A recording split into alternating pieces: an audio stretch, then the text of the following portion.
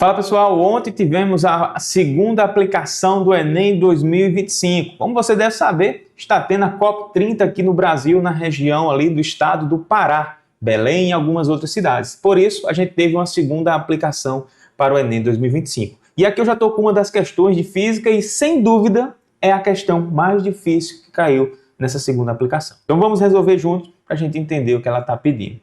Pessoal, galera, é o seguinte, ó. Basicamente, a gente tem aqui o teste, o cara está conectando aqui alguns dispositivos, 4 dispositivos, na verdade, a fontes de tensão, e devido a acender ou não dessas lâmpadas aqui, né, desses LEDs, desses diodos, a gente vai ter ali a quantidade de dispositivo funcionando, que é justamente o que ele quer. E aí, qual é o segredo aqui? O cara conectou uma fonte de 9 volts, primeiro, na situação A, e depois uma fonte de 12 volts na situação B. E aí ele quer saber quais desses dispositivos aqui vai acender, ou seja, vai funcionar. Vamos fazer análise em duas situações, tá bom? Vamos lá. Primeira coisa, pessoal, que a gente tem que entender é que quando a gente conecta esses elementos da forma que ele está aqui, ó, visualmente já dá para ver que todos os elementos estão conectados entre dois pontos, entre dois fios.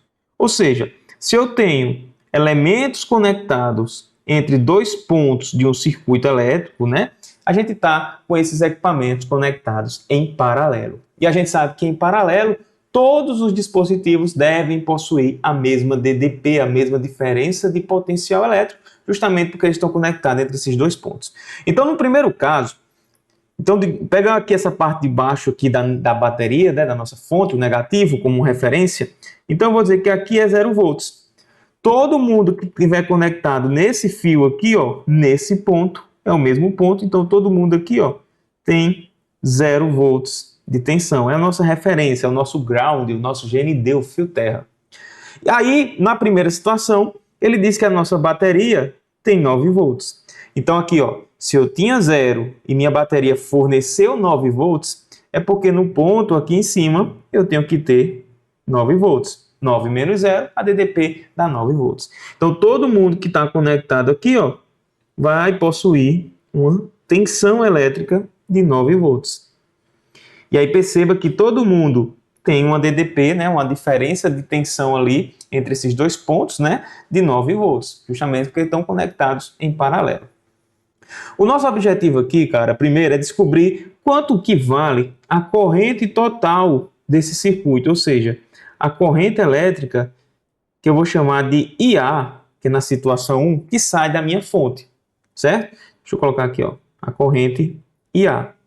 E para isso eu preciso achar primeiro o resistor equivalente desse circuito. E perceba, eu tenho 4 resistores associados em paralelo. Professor, e esses diodos, esses dispositivos aqui não vão influenciar, não? Não, o texto diz que eles podem ter resistência desprezível. Então isso aqui pode ser tratado como um fio ideal. E aí a gente vai ter o seguinte, ó.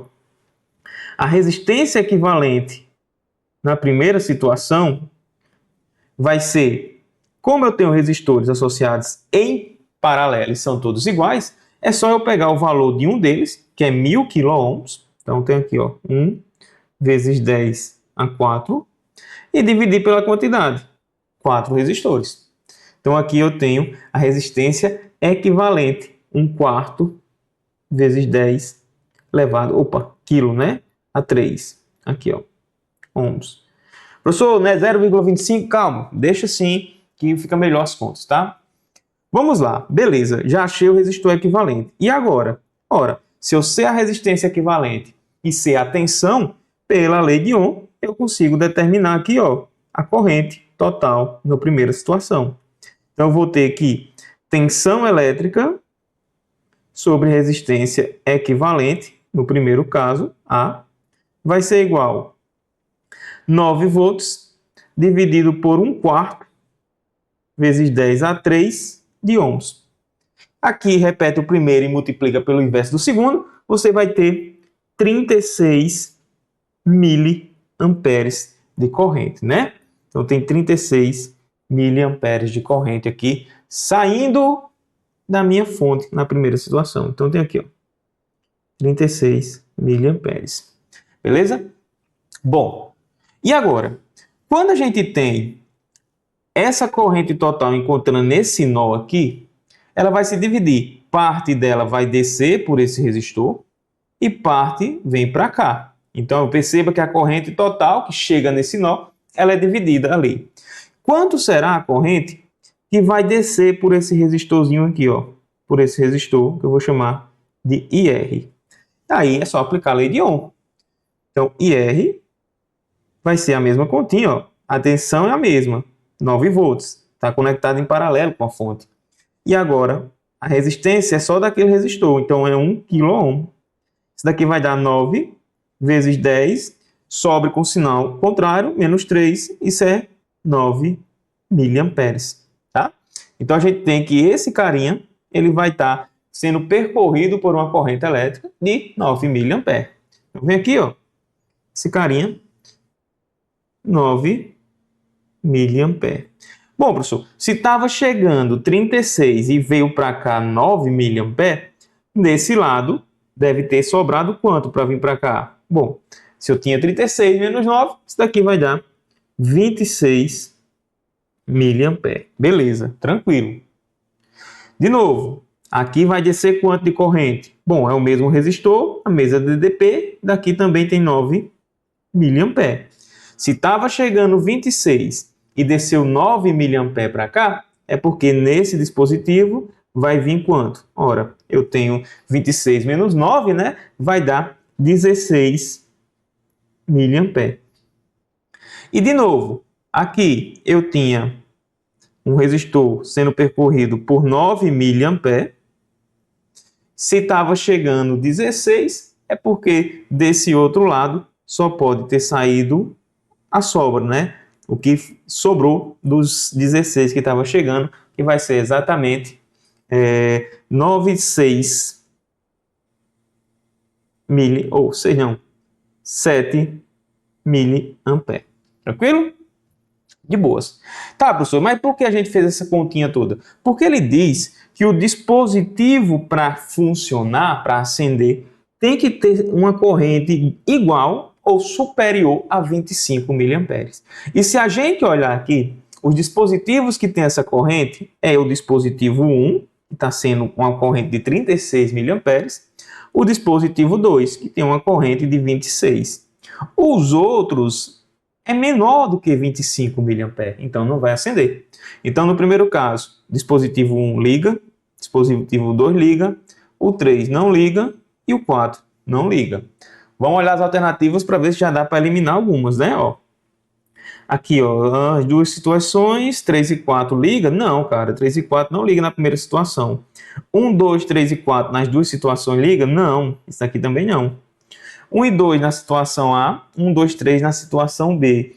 1, 2 e 3 na situação A, 1, 2 e 3 na situação A, não, né? 3 não liga em A. Então ficamos entre A e D agora, tá? E agora, vamos fazer a mesma análise, só que agora para o segundo caso, né? Para a segunda situação. Vamos trocar a nossa fonte.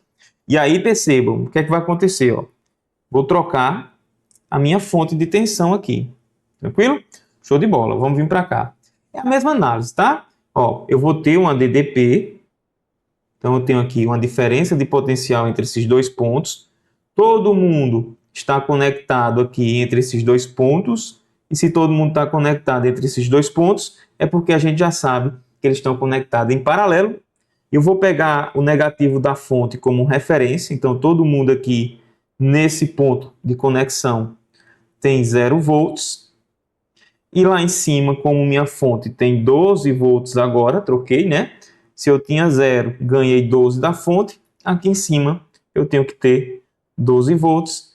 Todo mundo tem 12 volts. 12 volts, 12 volts e 12 volts aqui. Beleza. Vamos fazer a mesma coisa, né? Calcular a resistência equivalente. Bom, a resistência equivalente não mudou. Resistência equivalente no ponto B é a mesma continha, né? Eu tenho resistores de 1 kΩ, 4 deles conectados em paralelo. Então é só dividir 1 pela quantidade, né? O valor de 1 pela quantidade. 1 vezes 10 elevado a 3 ohm. Com isso, a gente pode achar agora a corrente total que sai da fonte, no caso B. Ou seja, a gente vai vir aqui, ó, e achar essa corrente total IB, que sai da fonte. Vamos aplicar a lei de Ohm. Tensão total, que vai ser, no caso aqui, ó, VB, sobre a resistência equivalente, no caso B.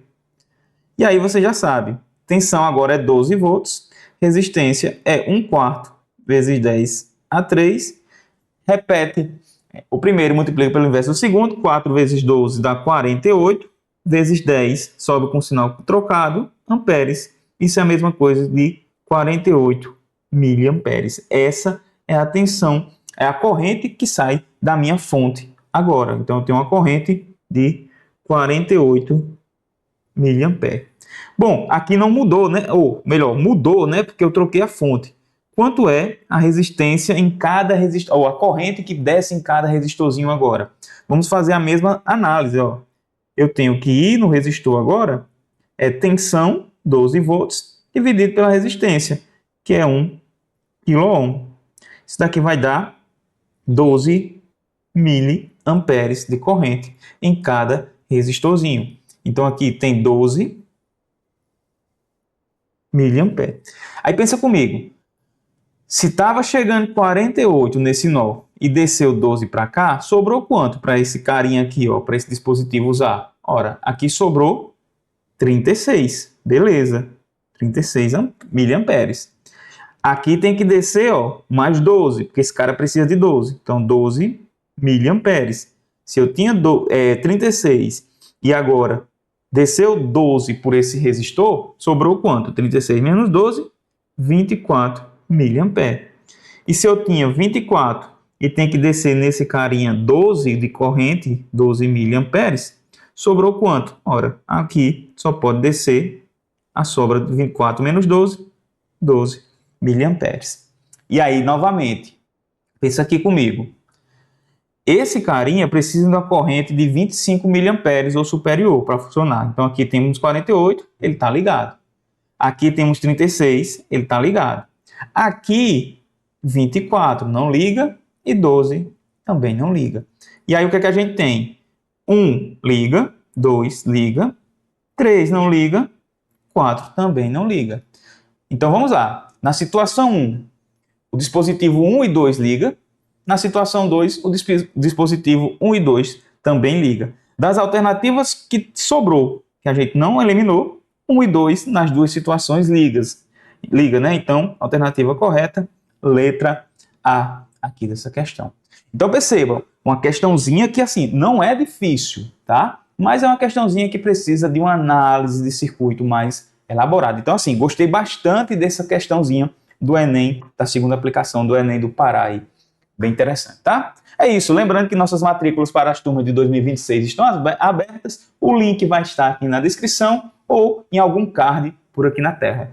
Se você quiser se preparar da melhor forma possível para acertar mais de 80% da prova de física do Enem e garantir a sua aprovação e usar a física ao seu favor, claro, clica em um dos links aqui que você vai conhecer os nossos cursos. Aguardo você. Forte abraço. Nos vemos na nossa próxima aula.